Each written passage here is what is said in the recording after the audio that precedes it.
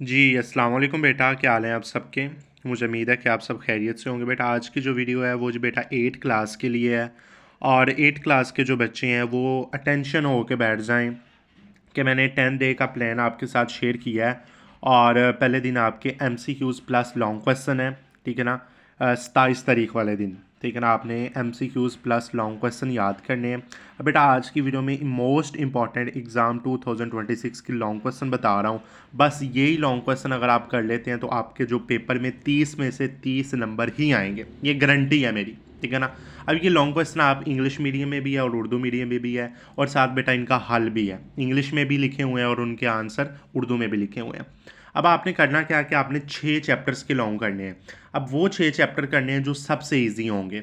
अब पहले 2 चैप्टर, तीसरा चौथा, यानी कि पहले 4 चैप्टर जो बायोलॉजी के रिलेटेड चैप्टर है वो आपने अच्छे तरीके से करने हैं। और आखिरी 2 चैप्टर, ठीक है ना, आखिरी 2 चैप्टर आपने अच्छे तरीके से करने हैं। एक यूनिवर्स वाला है और एक आवर लाइफ सिस्टम वाला है, यानी कि आखिरी 2 चैप्टर और पहले 4 चैप्टर। तो ये 6 चैप्टर के लॉन्ग आपने अच्छे तरीके से कर लेने हैं पैक्टा exam 2026 according to the smart syllabus. अब सबसे पहला जो चैप्टर है इकोलॉजी, और इसका मोस्ट इंपॉर्टेंट आपका लॉन्ग क्वेश्चन होगा। आपने इकोलॉजी और इकोलॉजी सिस्टम क्या होता है और एबायोटिक और ए एबायोटिक्स जो हमारे पास कंपोनेंट्स हैं वो क्या होते हैं, तो ये आपने लॉन्ग क्वेश्चन पहला कर लेना, क्योंकि 5 नंबर का बेटा लॉन्ग क्वेश्चन है तो उसका आंसर भी आपने उसके मुताबिक ही अच्छा करके लिखना है, ठीक है ना। तो ये आपका पहला मोस्ट इंपॉर्टेंट लॉन्ग क्वेश्चन हो जाएगा।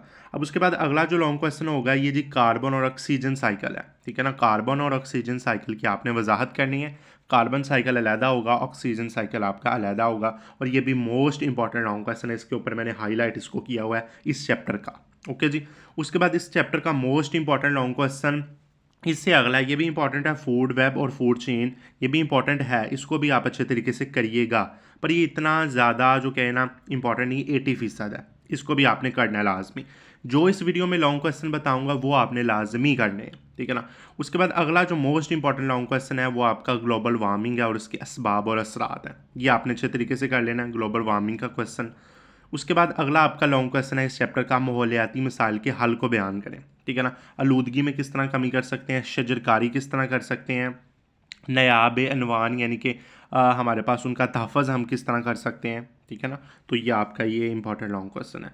अब उसके बाद ये दूसरा चैप्टर आपका आ जाता है न्यूरॉन या नर्व सेल, और इसका जो पहला लॉन्ग क्वेश्चन है वो जी न्यूरॉन क्या होता है और न्यूरॉन का स्ट्रक्चर आपने बयान करना है। तो ये आपका लॉन्ग क्वेश्चन हो जाएगा पहला, ठीक है ना, पहला। उसके बाद अगला जो लॉन्ग होगा, नर्व क्या होता है और न्यूरॉन्स की इकसाम कौन कौन सी होती हैं, ठीक है। नर्व क्या होता है और न्यूरॉन्स की इकसाम हमारे पास कौन कौन सी होती हैं, ये आपने अच्छे तरीके से कर लेना है, ये इंपॉर्टेंट है।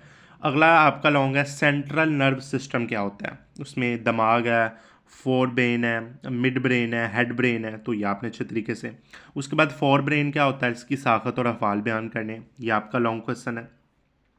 उसके बाद आपका ये बहुत इंपॉर्टेंट दूसरे चैप्टर का लॉन्ग है, रिफ्लेक्शन एक्शन से वजाहत करें, रिफ्लेक्शन एक्शन क्या होता है, ठीक है ना, इसकी आपने वजाहत करनी है, ये इस चैप्टर का मोस्ट इंपॉर्टेंट है, इसको आपने अच्छे तरीके से करना है। उसके बाद बेटा तीसरे चैप्टर के ऊपर आ जाते हैं, माइटोसिस और मियोसिस में फ़र्क बयान करना है, इसके 3 ही लॉन्ग हैं, ठीक है ना।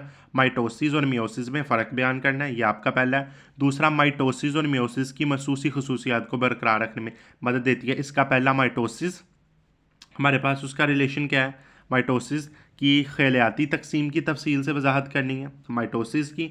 उसके बाद मियोसिस की आपने करनी है, ठीक है ना, ये मैंने ऊपर हाईलाइट किया हुआ है इसका, ये माइटोसिस क्या है, ठीक है ना, क्वेश्चन ये आपने अच्छे तरीके से करना है। और अगला आपका मियोसिस क्या है, तो ये आपने अच्छे तरीके से करना है। आपने देखना है इसकी तफसील, इसकी जो स्टेटमेंट है उसमें देखना है कि ये मियोसिस लिखा हुआ है और ये बेटा माइटोसिस लिखा हुआ है, ठीक है ना। तो ये 2 लॉन्ग क्वेश्चन और एक उसका उसमें फ़र्क या ताल्लुक बयान करना है, ये पहला ही, ठीक है ना। तो ये 3 लॉन्ग क्वेश्चन इस चैप्टर के हैं, ओके जी, बात समझ आ गई, ठीक है ना।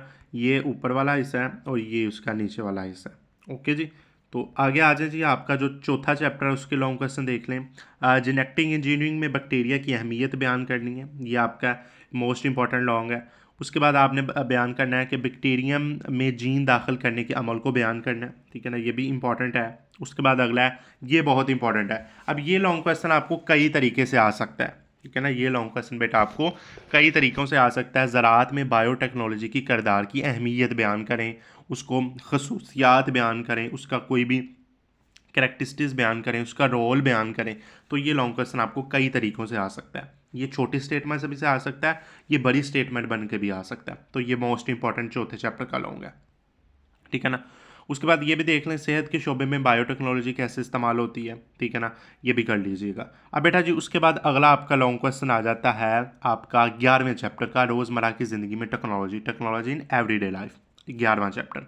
उसमें ये जो लॉन्ग क्वेश्चन है पहला कि आपने क्या बनाना है, हाइपोप्लास्टिक बनाने का तरीका, हाइपोप्लास्टिक आपने बनानी है, उसका तरीका। दूसरा आपका लॉन्ग है टूथपेस्ट आपने बनानी है, उसका बनाने का तरीका क्या होगा, घर में टूथपेस्ट बनानी है। फिर आपने साबुन तैयार करना है, ठीक है ना, आपने आप साबुन कैसे तैयार कर सकते हैं ये भी। और दूसरा डिटर्जेंट है, घर में डिटर्जेंट बनाने का तरीका और घर में साबुन बनाने का तरीका, ये एक ही क्वेश्चन है, ठीक है ना, ये एक ही तरह का क्वेश्चन है।